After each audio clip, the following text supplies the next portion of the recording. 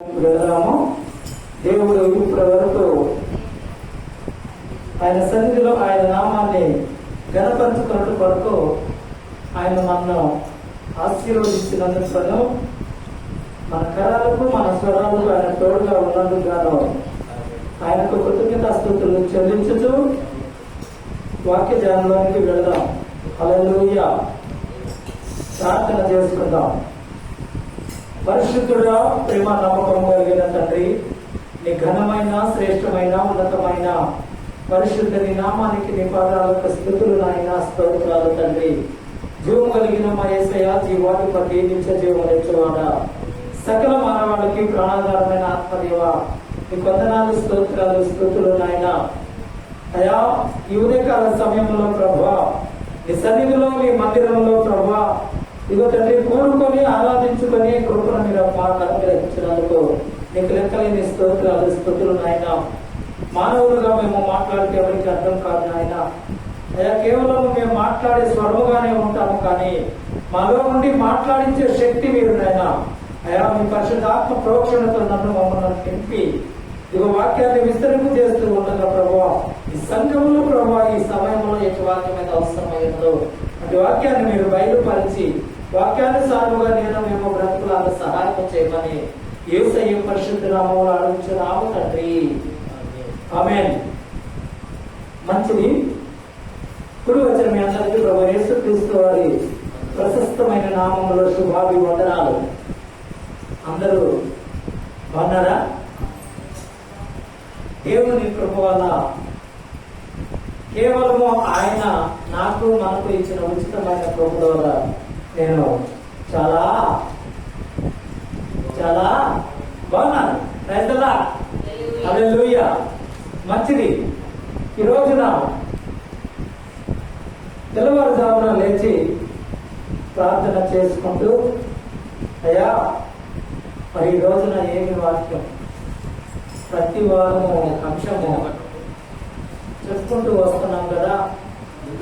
మరి ఈ రోజున మీరు మాకు ఏమిస్తారా అని చెప్పేసి అని ప్రార్థన చేసినప్పుడు దేవుడు తన లేఖన భాగాల్లో నుంచి ఒక మాట చూపించాడు.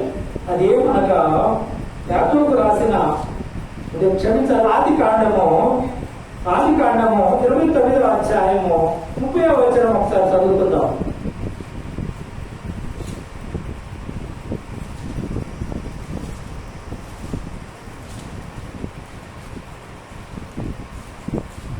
చదవగలం. Page number 24.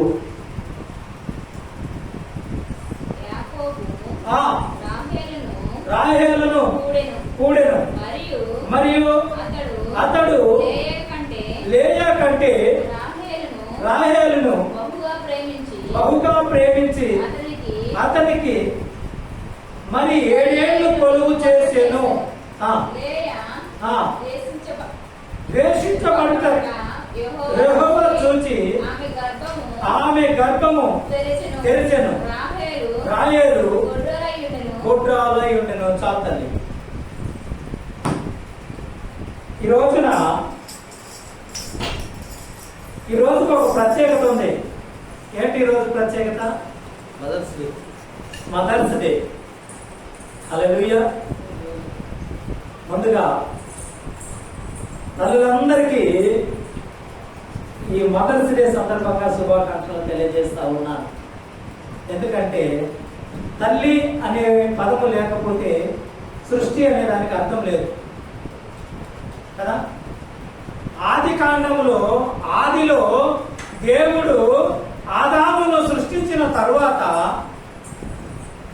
తల్లి కావడానికి ఒక స్త్రీ కావాలని ఆ మానవుని పక్కటెముకలో నుంచి ఒక ఎముకను తీసి తన మాంసములో నుంచి కొంత మాంసమును తీసి ఆదాముకు ముందుగా గాఢనిద్ర కలుగజేసి స్త్రీనిగా నిర్మించి వారిరువురి కలయిక వల్ల దేవుడు కయ్యూనును హేబేలును తద్వారా సృష్టి యావత్తును సృష్టిలో ప్రతి మానవుని కూడా గర్భము ద్వారా ఏర్పాటు చేయడం జరిగింది. అంటే తల్లి గర్భం ఎంత శ్రేష్టమమ్మా. మా దగ్గర ఒకడు అన్నాడు, ఆ కడుపులో పుట్టకపోయినా పోయేది అన్నాడు. చాలా బాధ అనిపించింది. తల్లికి బిడ్డల మీద ద్వేషం ఏనాడు ఉండదు. తల్లికి ఏముంటది? ప్రేమ మాత్రమే ఉంటది. ఒక్కొక్క సందర్భంలో పిల్లలు చేసే అల్లర్లు బట్టో లేకపోతే వాళ్ళు ఏదన్నా చికాకు చేసినప్పుడు దండిస్తుంది, ఖండిస్తుంది కదా. అంత మాత్రాన తల్లికి బిడ్డ మీద ప్రేమ లేనట్ట. ప్రేమ లేకపోతే నువ్వు గర్భంలో పడ్డప్పుడే తీసేసేది కదా. పెద్ద విషయమా అభాషణం? కానీ నవమాసాలు మోసి కని పెంచి నిన్ను ఈ స్థాయికి తీసుకొస్తే ఆ గర్భంలో పుట్టకపోయినా పోయేది అన్నప్పుడు వాడు ఏమై ఉండాలి? అది చచ్చిపోవాలి అసలు.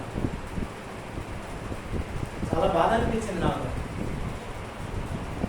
మంచి ఏముందో మనకు తెలియదు కానీ ఆ పదం వాడటం మాత్రం తప్పు కదా. నా ప్రియ దేవుని బిడ్డలారా, ఈ మదర్స్ డే సందర్భంగా ఇద్దరు తల్లుల్ని దేవుడు ఏ విధంగా చేశాడో చూద్దాం. ఈ యాకోబు గారు తన అన్న అయిన ఏశావును మోసగించి, తన తండ్రి అయిన ఇస్సాకును మోసగించి, తన తల్లి మాట ఎక్కడుంది? తల్లి ప్రేమతో తన కుమారుడికి అపాయం జరిగితేమని చెప్పేసి అని ఒక తల్లి, ఎవరామె? ఇస్సాకు తల్లి భార్య పేరు ఏంటి? రిబ్కా. ఎవరు? ఎట్లా మరి? ఈ రిబ్కా తన కుమారుడైన యాకోబును తన అన్న అయిన లాబానింటికి పంపించాడు. అన్న అయిన లాబానింటికి పంపించిన తర్వాత ఈ లాబాను ఇంటి దగ్గర నుండి ఆయన గొర్రెలు కాసుకుంటూ మేకలు కాసుకుంటూ ఎదుగుతూ ఉన్నాడు. ఎదుగుతూ ఉన్న సందర్భంలో సారుకు ఒక ఆలోచన వచ్చింది. ఆ లాబానుకు ఇద్దరు పిల్లలు ఉన్నారు, ఆడపిల్లలు. ఈ ఆడపిల్లల్లో చిన్న కుమార్తె అయిన రాహేలును యాకోబు ప్రేమించాడు. యాకోబు ప్రేమించి ఆ ప్రేమించిన సందర్భంలో ఆమె ఇచ్చి నాకు పెళ్లి చేయమని చెప్పేసి అని అడిగాడు. పెళ్లి చేయమని చెప్పి అడిగినప్పుడు ఈ యాకోబు గారికి రాహేలు ఇవ్వటానికి ముందు ఆమె కంటే పెద్ద ఆవిడ ఉంది. ఆమె పేరు లేయా. ఎవరు? లేయా. ఈయన అన్నాడు, ఈ లేయా ఉన్న సంగతి యాకోబుకు తెలుసు, కానీ ఈ లేయా అంట చూడాలమ్మా 32వ వచనం చదువు. 31 చదువు.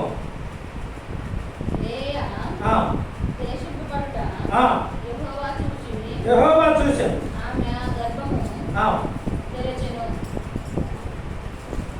సరే ఒకసారి 29వ అధ్యాయము 17-18 వచనాలు చదువు.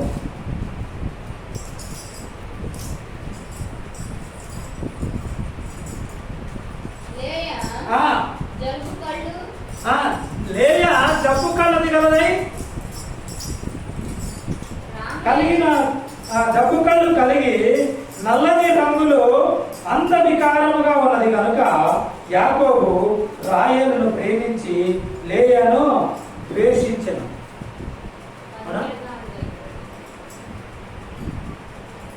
లేయా అంట నాలాగే నల్లగా ఉందట. జబ్బు కళ్ళు అంటే తెలుసు కదా, మెల్లకన్ను తిరుగుడు కళ్ళు ఉంటాయి, నీళ్ళు కాకుండా. ఎవరైనా తీసుకొచ్చి పెళ్లి చేసుకోమంటే చేసుకుంటున్నామని రంగు నలుపు, పళ్ళు ఎత్తు, కిలక చుట్టూ, పుసిగారే కళ్ళు, నీళ్లు గారే కళ్ళు, అంత అందంగా ఉన్న పిల్లని చేసుకుంటారా? కానీ ఆ రోజు నుంచి ఈ రోజు వరకు నానుడు ఏముందంటే పెద్దవాడు ఉండగా చిన్నవాళ్ళకే పెళ్లి చేయరు కదా అని చెప్పేసని ఈ లాభాన్ని ఏం చేశాడంటే వినాలి. ఈ లాభాన్ని ఏం చేశాడంటే అర్ధరాత్రి వేళ పెళ్లి చేసుకుంటూ తన పెద్ద కుమార్తె అయిన లేయానికి పెళ్లి చేసేశాడు. మరి ఏం చేసిందంటే యాకోబు గారు అన్నని మోసం చేసి, తండ్రిని మోసం చేసి, జ్యేష్ఠత్వాన్ని లాక్కొని, తండ్రి దగ్గర ఉన్న దీవెనలన్నీ పొందుకొని, యాకోబు అనే పదానికి అర్థమే మోసగాడు. మోసం చేసి వెళ్ళిపోయి అక్కడ ఉన్నప్పుడు ఈ మోసగాళ్ళకి మోసగాడైన మామగారు లాబాను గారు యాకోబు గారిని మోసం చేశాడు. మోసం చేసి జబ్బు కళ్ళామనిచ్చాడు. తెల్లారి పొద్దున్నే లేచిపోయి, మావయ్య ఏంటి మావయ్య నువ్వు చేసింది? నేను ఎవరిని ప్రేమించి ఎవరిని అడిగాను? రాయేలు ఎర్రగా ఉన్నది, పెదాలకు లిప్టిక్ వేసుకుంటుంది, చక్కటి జుట్టు ఉన్నది, చెవుకు పోగులు ఉన్నాయి, రింగులు ఉన్నాయి, కడియాలు ఉన్నాయి, మెడలో బంగారం ఉంది, తెల్లటి వస్త్రాలు వేసుకొని అందంగా కనిపిస్తుంది నా కళ్ళకి. ఆమెను ప్రేమిస్తే ఆమెనిమ్మ నిన్ను అడిగితే నువ్వేం చేశావు? అయ్యా అల్లుడు, మా వంశంలో ఆడపిల్లలు పెద్ద పిల్ల ఉండగా చిన్నపిల్లకి పెళ్లి చేయడం కుదరదు నాయన.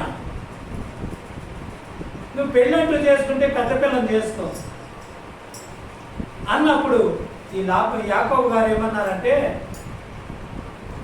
మరి ఆ లేయాన్ని ఇవ్వాలంటే ఏం చేయాలి తెలుసా? క్షమించాలి, రాయాన్ని ఇవ్వాలంటే ఏం చేయాలంటే మరి 7 సంవత్సరములు. ఎన్ని? మొదలు వెళ్ళాడు, 7 సంవత్సరాలు జీతం చేశాడు. 7 సంవత్సరాలు జీతం చేసిన తర్వాత రాయల్ని అడిగాడు. రాయల్ని అడిగినప్పుడు పెళ్లి చేస్తానని చెప్పేసని చేశాడు పెళ్లి. ఏం పెళ్లి? దొంగ పెళ్లి కాదు, మోసపు పెళ్లి కదా. పెళ్లి చేస్తే మనోడికి గొంతులో విలక్కాయ పడ్డది, ఆమెను చూడేది కావట్లేదు. ఎవరిని? లేయాన్ని చూడేది కావట్లేదు. చూడేది కాక రాయేలుని ప్రేమించి మరి 7 సంవత్సరములు రాయేలు కొరకు జీతం చేసి రాయేల్ని పెళ్లి చేసుకున్నాడు. పెళ్లి చేసుకున్న తర్వాత ఆ 7 సంవత్సరాలు కూడా వినాలి, ఆ రాయేలు తన భార్య అయ్యే వరకు కూడా యాకోబు లేయాని ముట్టలేదు. ఇంట్లోనే ఉంటున్నారు, వండుకుంటున్నారు, తింటున్నారు. ఎవరికది? లేయా ఓపిక మంత్రాలు. దేవుని ప్రణాళికలో ఉన్న లేయా ఏనాడు కూడా నానా ఇదిగో నువ్వు నాకు యాకోబునిచ్చి పెళ్లి చేశావు, వినాలి, యాకోబునిచ్చి పెళ్లి చేశావు, యాకోబు 7 సంవత్సరాలు అవుతుంది, ఒక్క రోజు కూడా నా మంచం మీదకి రాలేదని లేయా ఎక్కడా చెప్పలేదు. ఓపికతో దేవుడిచ్చిన తీర్పేమో, దేవుడిచ్చిన తీర్పు ఇదేనేమో అని చెప్పేసని ఎప్పుడైనా సరే దేవుడు నాకు ఒక మేలు చేస్తాడు అని ఒక నమ్మకంతో అలాగే ఉండిపోయిన తర్వాత రాయేలు పెళ్లి చేసుకున్న తర్వాత యాకోబు చూడాలి ఒకసారి 31వ వచనం 30వ వచనం చదివా? 30వ వచనం.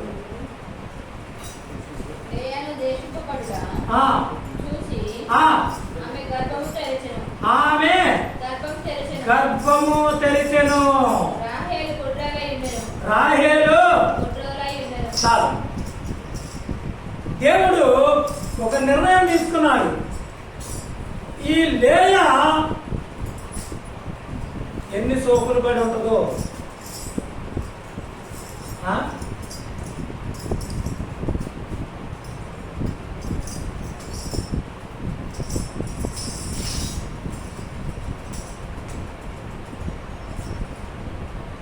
క్షమించాలి. ఈ రాహేలు వాళ్ళ బావ నన్నే ప్రేమిస్తున్నాడు అని చెప్పేసి అని ఎన్ని సోకులు పడతావు కదా. దేవుడు ఒక నిర్ణయం తీసుకున్నాడు. ఏమిటా నిర్ణయం అంటే, లేయా గర్భము తెరిచాడు, రాహేలు గర్భము మూయబడేను, గొడ్రాలుగా మార్చబడాడు.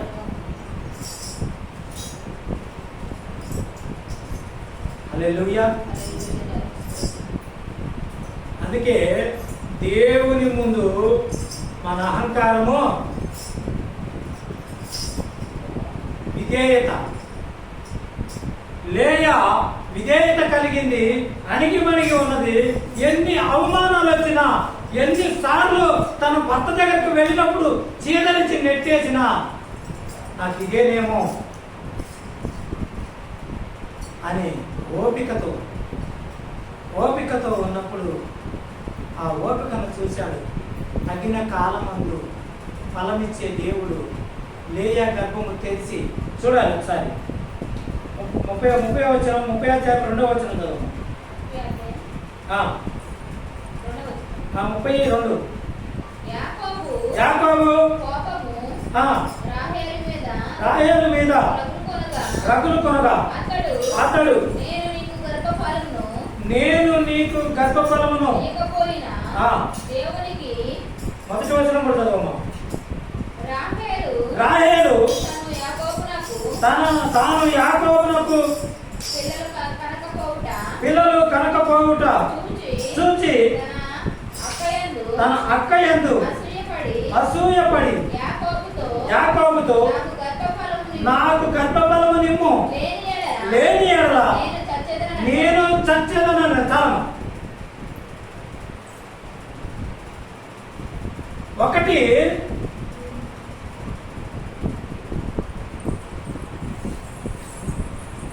అందము లేనిది, జబ్బు కళ్ళది అయినా మా అక్కకు పిల్లలు పుట్టారు. మొదలు కన్నా పిల్లలు ఎంతమంది తెలుసమ్మా? 4 కన్నా.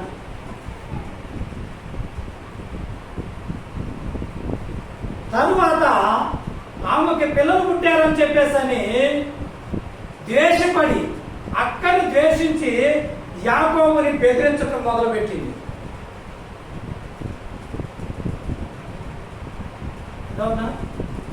బెదిరించటం మొదలు పెడితే ఏమంటదండి, ఇదిగో నువ్వు నాకు పిల్లలు ఇస్తావా లేకపోతే నేను చచ్చిపోనా? మరి ఇష్టమైన భార్య, అందమైన భార్య, ఎంతగానో ప్రేమించిన భార్య చచ్చిపోతానంటే ఏ భర్త అయినా ఒప్పుకుంటాడా? కానీ ఆయన ఏమన్నాడు చదువు, 2వ వచనం. యాకోబు కోపము రాహేలు మీద రగులు కొనగా అతడు నేను నీకు గర్భఫలమును ఇయ్యకపోయినా దేవునికి ప్రతిగా ఉన్నానా నేను. చాలు. గర్భఫలం ఎవరు ఇవ్వాలి? దేవుడు ఇవ్వాలి. మరి దేవుడు ఇవ్వనప్పుడు దేవుడికి ప్రతిగా నేనున్నానా?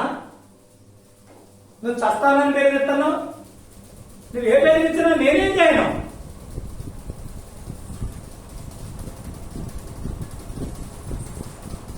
నేనేం చేయనని చెప్పేసి అన్నప్పుడు ఆ రాయలు ఏం చేసిందంటే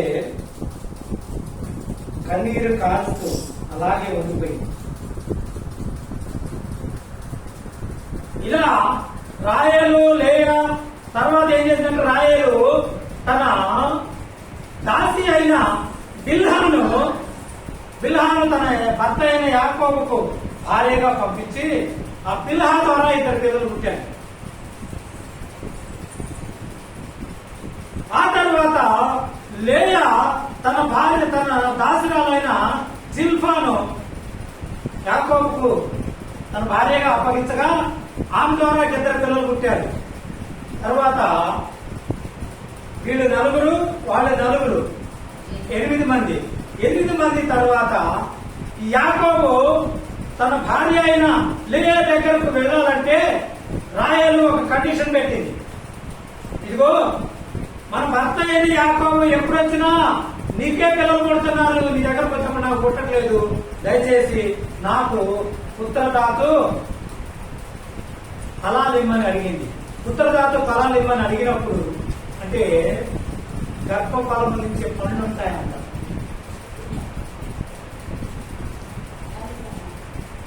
ప్రార్థనతో పాటు వైద్యము కూడా అవసరం కదా. ఈ మధ్య ప్రార్థనకి వెళ్తున్నారు,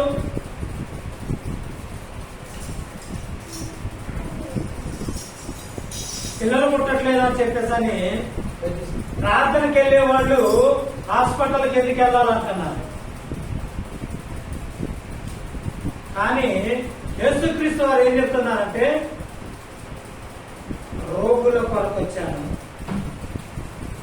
పాపుల కొరకు వచ్చాను. ఎవరి కొరకు? రోగికి వైద్యుడు అవసరం, పాపికి దేవుడు అవసరం అని చెప్పేసి ఆ విధంగా ఏదన్నా నీ శరీరంలో లోపం అంటూ ఉన్నదంటే వైద్యం అవసరం. అలాగా ఈ పుత్రదాతు పళ్ళు తీసుకున్న తర్వాత ఆ రాత్రి తమ వాళ్ళ భర్త అయిన యాకోబును లేయా దగ్గరకు పంపించినప్పుడు ఇష్షాకారు పుట్టాడు. మొత్తం ఐదుగురు మగపిల్లలు, ఒక ఆడపిల్ల. ఆ తర్వాత ఇద్దరు తన దాసి ద్వారా పుట్టారు, ఇంకొక ఇద్దరు రాహేలు దాసి ద్వారా పుట్టారు. ఎంతమంది అయ్యారు మొత్తం? 4, 5, 9. తర్వాత యోసేపు 10. తర్వాత మళ్ళీ లేయాకు ఒక పిల్లగాడు పుట్టాడు 11. తర్వాత బెన్యామిన్ 12. వీళ్ళందరికీ తోడ ఒక్కగానొక్క ఆడపిల్ల, ఆమె పేరు దీనా. చూడాలి ఒకసారి.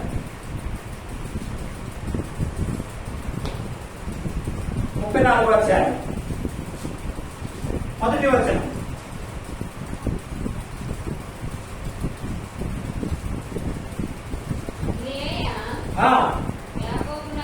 లేయా యాకోబులకు కనిన కుమార్తె అయిన దీనా ఆ దేశపు కుమార్తెలను చూడ వెళ్ళారు. చాలా సాధన.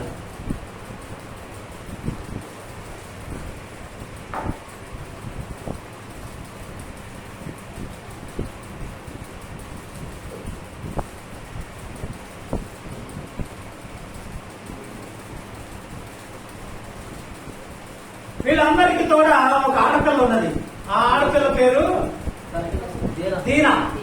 ఈ దీనా అంట 12 మంది తోడ ఒక ఆడపిల్ల ఉంటే ఎంత గారాభం ఉంటుందమ్మా.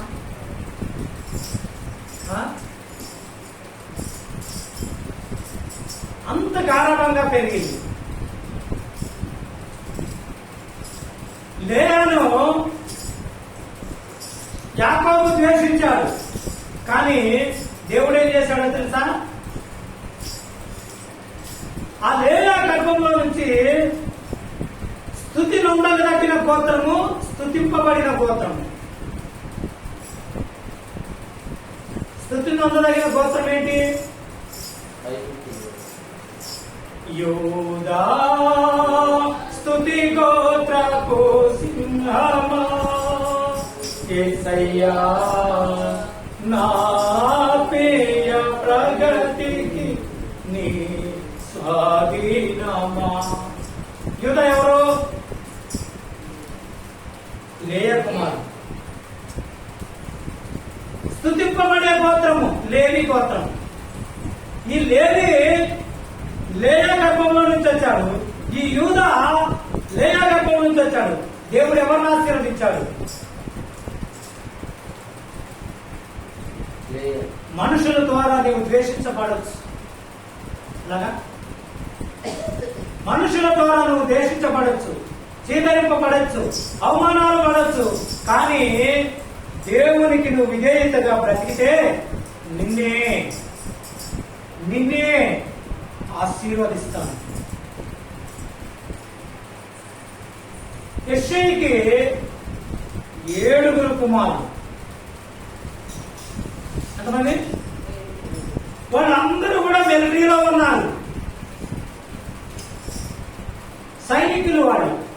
కానీ వీడు ఎందుకు పనికిరాడని చెప్పేసని 10 గొర్రెలు కొని ఆ గొర్రెలు కాసుకొని రాలని చెప్పేసని పంపించిన దావీదుని దేవుడు పిలుచుకున్నాడు. అవునే? ఆ సమయాలు అడిగిన సందర్భం చూస్తా ఉంటే వాళ్ళ అన్నలందరూ వస్తూ ఉంటారు. ఆజానుభావులు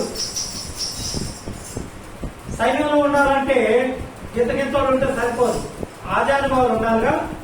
ఆ ఆజానుభావులు వస్తా ఉంటే సమయాలు అనుకున్నాడట, ఆహా వీడు ఇంత ఆజానుభావుడుగా ఉన్నాడు, ఇశ్రాయేలీయులు వెళ్ళడానికి వీడే అనుకుంటా సరిపోయేది అనుకుంటే వెంటనే దేవుని స్వరం వినిపిస్తుంది, సమయాలు వీడు నాకు అక్కర్లేదు.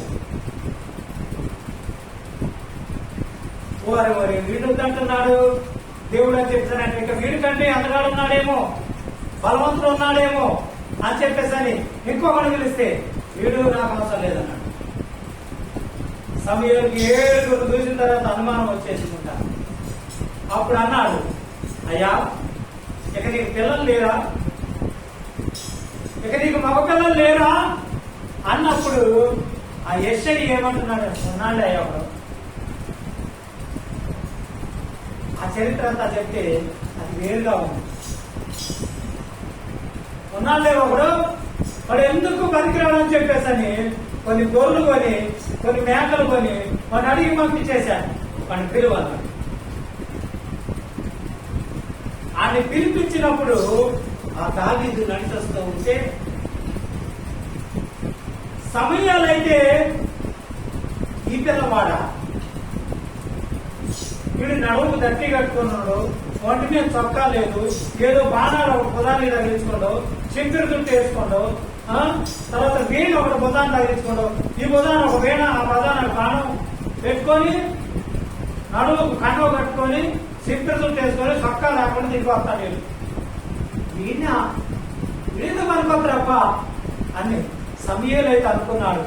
కానీ దేవుడు ఏమన్నాడు తెలుసా, సమయంలో ఇతడే ఇశ్రాయేలీ లేదని చెప్పాడు. హల్లెలూయా.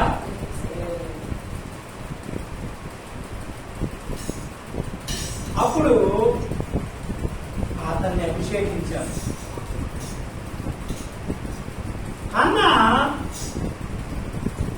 తన సవితి అయిన పెనిన్నాతో ఎన్నో అవమానాలు పడ్డది, ఎన్నో అవమానాలు చూసింది, నిందలు పడ్డది, చీదరింపబడ్డది.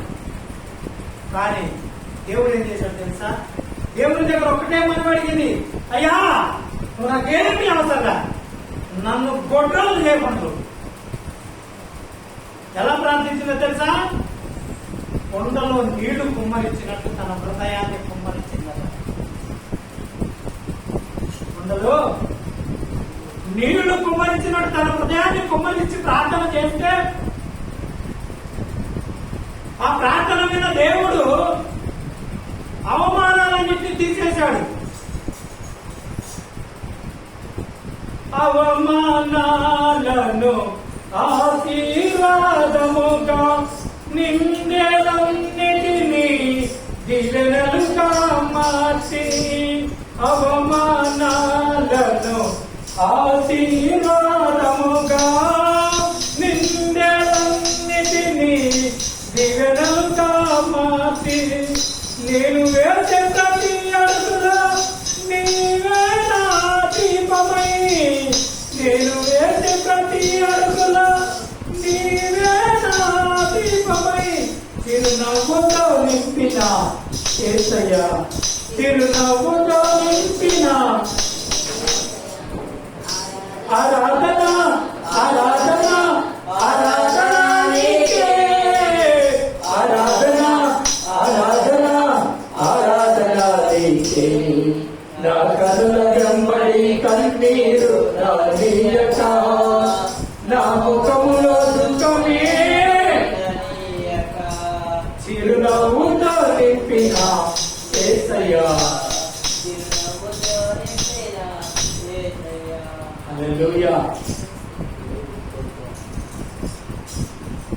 ఆ తల్లి గర్భము తెలిసి ఏం చేశాడో తెలుసా? వినాలి. ఏం చేశాడో తెలుసా? ఇశ్రాయేలీయులు ఏలటానికి రాజును నియమించే ప్రవక్తగా చేశాడు. అంతకుముందు ఇశ్రాయేలీయులకు రాజులు లేరు. మొదటి రాజు ఎవరయ్యా అంటే సౌలు. ఆ సౌలు తర్వాత దావీదును పెట్టాడు.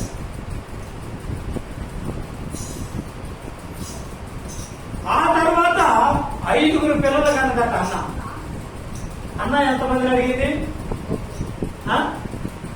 ఒక్కడిని చాలు. ఎందుకో తెలుసా? నేను కూడా పిల్లలు కనగలను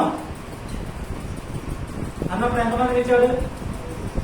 5 ఇచ్చాడు. హల్లెలూయా. ఎందువల్ల?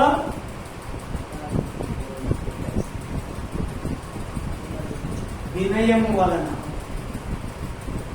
లేయని ఏం చేశాడు యాకోబు?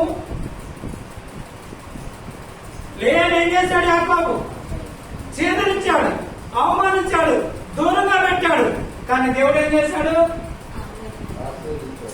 ఆశీర్వదించాడు. ఎంతగా ఆశీర్వదించాడంటే ఆ లేయా గర్భంలో నుంచి వచ్చిన యూదా, ఆ యూదా గోత్రం నుంచి వచ్చిన నా యేసయ్య. హల్లెలూయా. అంత గొప్ప ధన్యతనిచ్చాడు దేవుడు. అయితే ఈ 12 మందికి తోడమున్న ఆడపిల్ల ఉంది కదా, ఈ ఆడపిల్ల దేశ సంచారానికి పోయిందంట. ఎక్కడికి?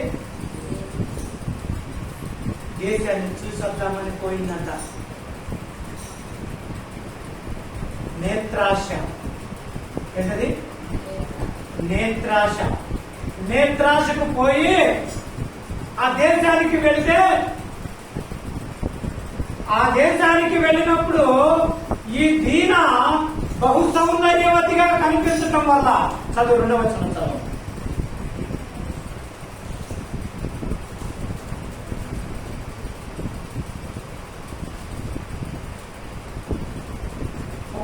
అధ్యాయము 2వ వచనం. ఆ దేశమును ఏలిన హివ్వీయుడైన హమోరు కుమారుడు షెకెము ఆమెను చూచి ఆమెను పట్టుకొని ఆమెతో శయనించి ఆమెను వినాలి. ఎక్కడికి వెళ్ళింది? తల్లిదండ్రులని విడిచిపెట్టింది, అన్నదమ్ములను విడిచిపెట్టింది, అందరినీ విడిచిపెట్టి దేశ సంచారానికి బయలుదేరింది.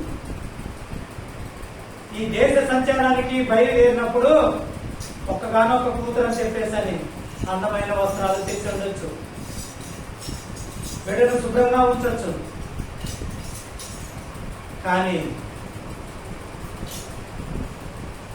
ఆ అందమును చూసి షెకెము అనే కుమారుడు ఆమెను బలవంతంగా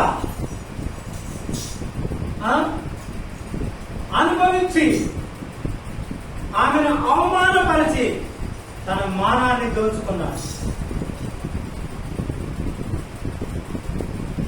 ఇక్కడ ఒక ప్రశ్న. ఇప్పుడు ఈ అమ్మాయి చెడిపోయింది కదా, ఎవరు కారణం? దీన చెడిపోవటానికి, నేత్రాశ చూసి దేశం వైపు వెళ్ళటానికి కారణం ఎవరు?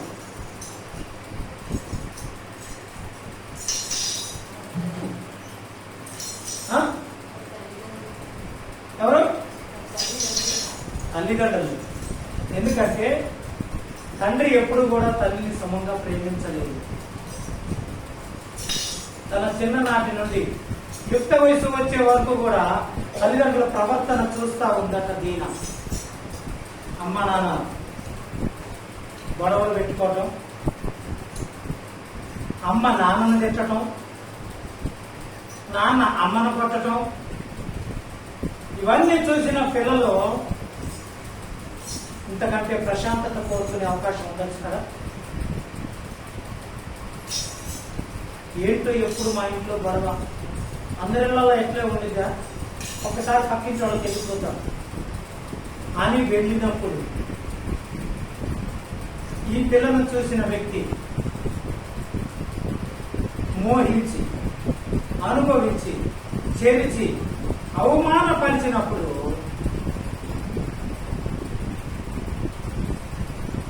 అన్నలకు కోపం వచ్చింది.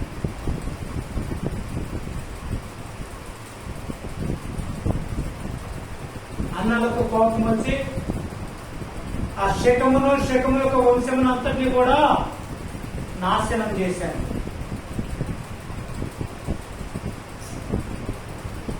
ఈ రోజున ఏ భర్త అయినా యాకోబులాగా లేయాను ద్వేషించినట్టు ద్వేషిస్తున్నారా? ఈ రోజున ఏ కూతురైనా తల్లిదండ్రుల గొడవలను మనసులో పెట్టుకొని స్వేచ్ఛ కావాలని కోరుకుంటుందా? నీ బిడ్డల పతనానికి కారణం ఎవరు? నీ బిడ్డల పతనానికి కారణము నువ్వు, నేనే.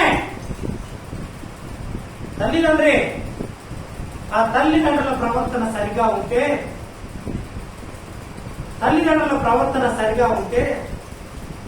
పిల్లల పెంపకం కూడా. అందుకే సామెతల గ్రంథము 22వ అధ్యాయము 6వ వచనంలో ఒక మాట అంటూ ఉన్నాడు దేవుడు. బాలుడు నడవలసిన త్రోవలు వారికి నేర్పిన వేళ వాడు పెరిగి పెద్దవాడైనప్పుడు వాటి నుండి తొలగిపోడు. బాలుడు ఎక్కడ నేర్చుకుంటున్నాడు?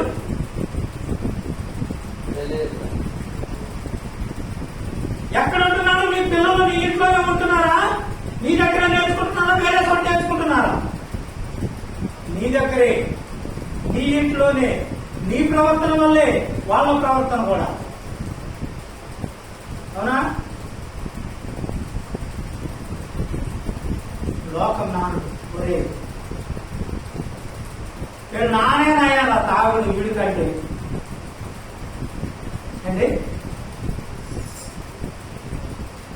అంటే తండ్రి తాగేది చూసి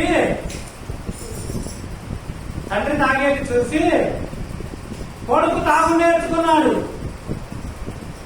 ఆడపిల్ల గడికి వచ్చేసరికి కాస్త తల్లి మంచిది, లేకుంటే ఆడ కూర్చొని ఎట్టుంటారు. ఎక్కడ ఉంది నీ ప్రవర్తన? ఎలా ఉంది నీ ప్రవర్తన? మార్చుకోకపోతే నీ ఒక్కడి వల్ల కాదు, నీ ఒక్కదాని వల్ల కాదు నాశనం అనేది. నీ వంశానికి ఆ పేరు వస్తాం. నీ బిడ్డలు నాశనం అయిపోతా ఉన్నారు. తర్వాత 12 మంది అన్నలు కూడా దొంగలయ్యారు, హంతకులయ్యారు.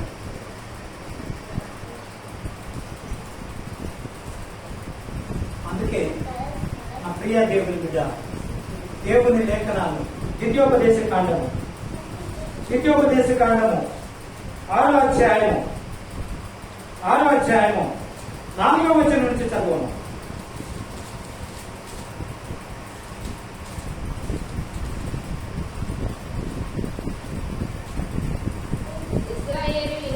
ఇశ్రాయేలు వినుము.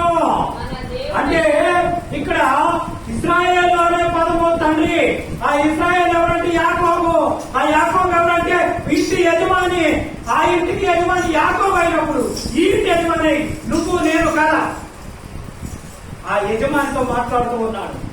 ఇశ్రాయేలు వినుము, మన దేవుడైన యెహోవా, అద్వితీయుడగు యెహోవా, నీ పూర్ణ హృదయముతోను, నీ పూర్ణ ఆత్మతోను, నీ పూర్ణ శక్తితోను నీ దేవుడైన యెహోవాను ఏం చేయాలి? ప్రేమింపవలెను. నేడు నేను నీకు ఆజ్ఞాపించు ఈ మాటలు నీ హృదయంలో ఉండవలెను. నీవు నీ కుమారులకు వాటిని అభ్యసించి నీ ఇంట కూర్చుండనప్పుడు, త్రోవను నడిచినప్పుడును, పండుకున్నప్పుడును, లేచినప్పుడును వాటిని కూర్చి మాట్లాడవలెను. సూచనగా వాటిని నీ చేతికి చాలను. ఈ వేటిని గురించి మాట్లాడమంటున్నాడు?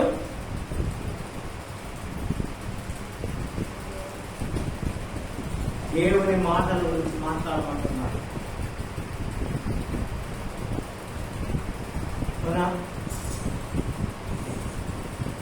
ఆ మాటలు మాట్లాడితే పిల్లలు నేర్చుకుంటారు. బాలుడు నడిచే త్రోవ తల్లిదండ్రుల దగ్గర నుంచి మొదలవుతుంది.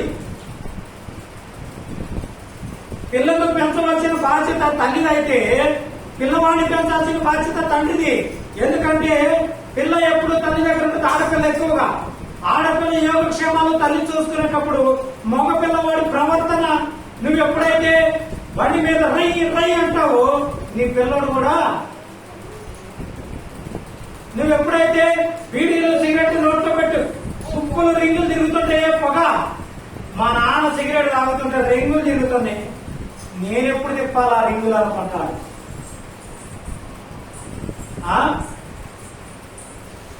మా నాన్న మందు తాగి డ్యాన్స్ చేస్తాను నేను కూడా అనుకుంటున్నాను కూడా. ఎవరి వల్ల ఇది? తల్లిదండ్రుల వల్ల. కాబట్టి నా ప్రియ దేవుని వింటారా, ఈ ఉదయకాల సమయంలో మీకు తెలియజేసేది ఏంటంటే నీ ప్రవర్తన బట్టి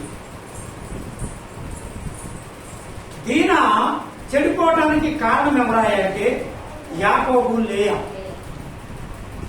లేయా కంటే యాకోబు పాత్ర ఎక్కువ ఉంది. ఎందుకో తెలుసా? అన్నగా తన పిల్లిని ప్రేమిస్తున్నాడు. అందము లేదని చెప్పిన తన తల్లిని ద్వేషిస్తా ఉన్నాడు.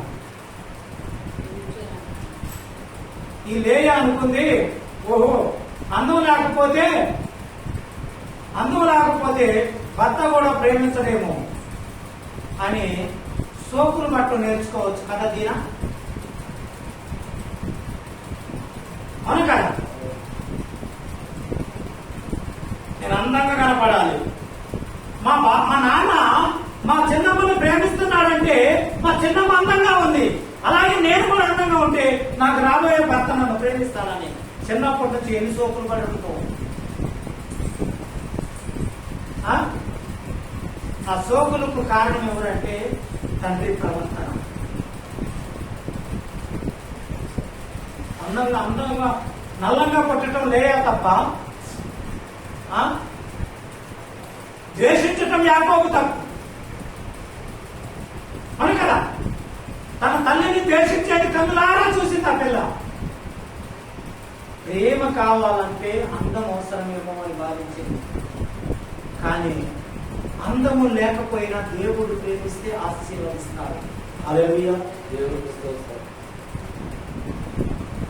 ఈ అందానికి పోయి, ఈ లోకాశకు పోయి తన జీవితాన్ని నాశనం చేసుకున్నాం. ఆ దీనాలాగా ఈ రోజున ఏ పిల్లలు ఉండకూడదు. కాబట్టి ఆ స్థితిలో మన ఇంట్లో పిల్లలు ఆలోచిస్తున్నారంటే మన ప్రవర్తన మార్చుకోవాలి. నీ కడుపున పుట్టిన బిడ్డకు కానీ, నీ కడుపున పుట్టిన కొడుకు కానీ నువ్వేమి నేర్పాలంటే దేవుడు ఒక మాట అంటూ ఉన్నాడు, మీరు చెడ్డవారు అయ్యుండి కూడా మీ పిల్లలకు మంచి ఈవులు ఇవ్వమంటున్నాడు. ఎందుకో తెలుసా? నువ్వు చెడ్డవాడివేమో, వాటిని మానే.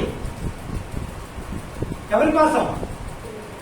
పిల్లల కోసం వాటిని మానేసి నువ్వు మోకరించి నువ్వు ప్రార్థన చేస్తే నీ పిల్లవాడు నీతో పాటు ప్రార్థన చేస్తాడు.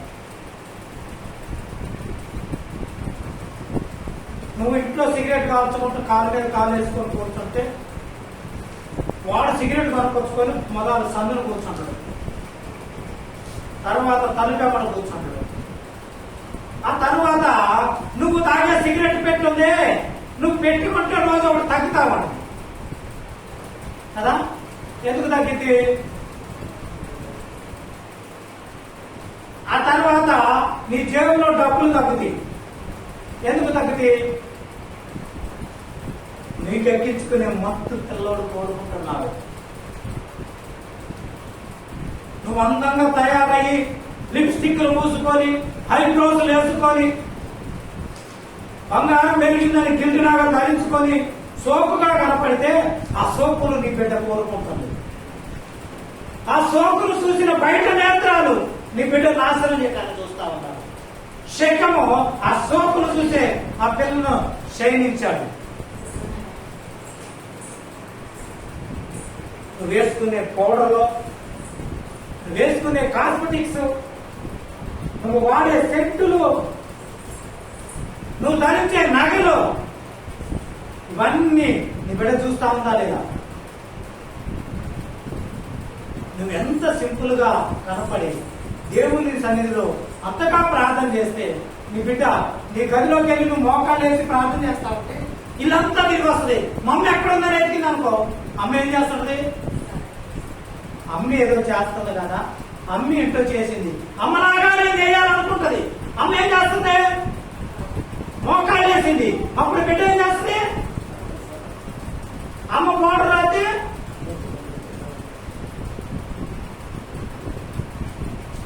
నా ప్రియ దేవుని బిడ్డ గమనించాలి. గమనించి నీ నా ప్రవర్తన మార్చుకోకపోతే నా కుటుంబంలో, నీ కుటుంబంలో పిల్లలు నాశనం అవటానికి మూల కారణం మనమే. అంటే నీ పిల్లల భవిష్యత్తు బాగుండాలంటే నువ్వేం చేయాలి? నీ పిల్లల భవిష్యత్తు బాగుండాలంటే నువ్వేం చేయాలి? నీ ప్రవర్తన మార్చుకోవాలి. మార్చుకున్న తర్వాత పిల్లల్ని నువ్వు దగ్గరకు చేర్చుకోవాలి. నీ పిల్లల దగ్గరకు చేర్చుకున్న తర్వాత ఆ పిల్లలకు నీ వాక్యము నేర్పుకోవాలి. అదే చెప్తున్నా.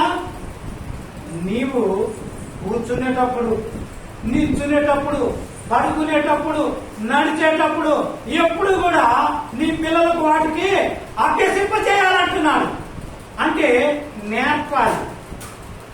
నేర్పాలంటే నువ్వేమై ఉండాలి? నేర్చుకొని ఉండాలి.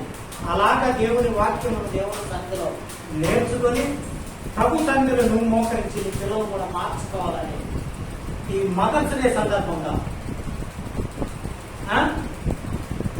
మదర్స్ కే కాకుండా ఫాదర్స్ కు కూడా, అవునా కదా? ఇంట్లో పిల్లలు పెరుగుతున్నారంటే తల్లి ప్రమేయం ఒక్కటే కాదు, తల్లిదండ్రుల ప్రమేయం. దేవుని వాక్యం ఏమంటుందంటే, తండ్రులారా మీ పిల్లలకు కోపము నేర్పకుడి. చూద్దాం ఒకసారి చివరిగా కొలసీలకు రాసిన పత్రిక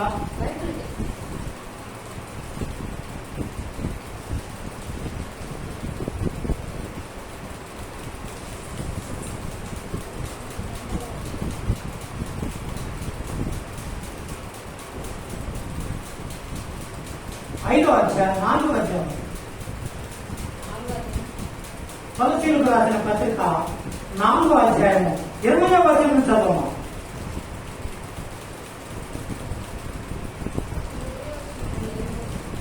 కొలసీలకు రాసిన పత్రిక 4వ అధ్యాయము 20వ వచనము, పేజీ నెంబర్ నూతన నిబంధనలో 184.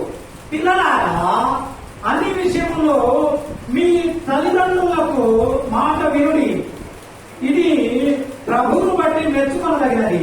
అయితే తండ్రులారా, మీ పిల్లల మనస్సు కృంగకుండునట్లు. చదవ 21వ వచనం దొరకలేదా? కొలసీలకు రాసిన పత్రిక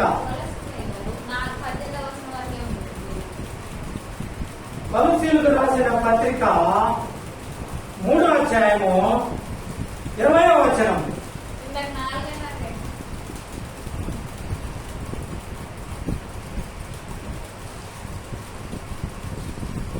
చదువు. కొంచెం ధైర్యం. 20 చదువు. పిల్లలారా, పిల్లలారా, అన్ని విషయములలో అన్ని విషయములలో మీ తల్లిదండ్రుల మాట మీ తల్లిదండ్రుల మాట వినుడి. వినుడి. ఇది ప్రభువును బట్టి మెచ్చుకునదగినది. తండ్రులారా, మీ పిల్లల మనసు కృంగకున్నట్లు వారికి కోపము పుట్టించకూడి. చాలా పిల్లల మనసు కృంగకుండునట్లు, వాళ్ళ మనసు కుంగిపోతే దీనాలాగా అయిపోతారు. అలాగా దీనాలాగా అయిపోతారు. ఎలా కృంగింది మనసు? తల్లిని తండ్రి ప్రేమించకపోగా ద్వేషించటం మొదలుపెట్టాడు. ఆ ద్వేషించే విధానాన్ని కన్నులారా చూసిన బిడ్డ, ఇది కాదు కదా బ్రతుకు, ఇలా ఉంటే మా చిన్నమ్మలాగా ఉంటే ప్రేమ పొందుతాను, మా అమ్మలాగా ఉంటే భర్తను ద్వేషింపబడతాడు. కాబట్టి నేను మా అమ్మలాగా ఉండకుండా మా చిన్నమ్మలాగా ఉన్నాం అనుకుంది. చిన్నమ్మలాగా ప్రవర్తించింది. ఏమైపోయింది? నాశనమైపోయింది. అట్టి స్థితిలోకి మన పిల్లలు రాకుండా ఉండాలంటే తండ్రులాగా ఏమంటున్నాడు? ఎవరికి చెప్తున్నాడు? తల్లిదండ్రులకు లోబడి ఉండమని పిల్లలకు చెప్పాడు.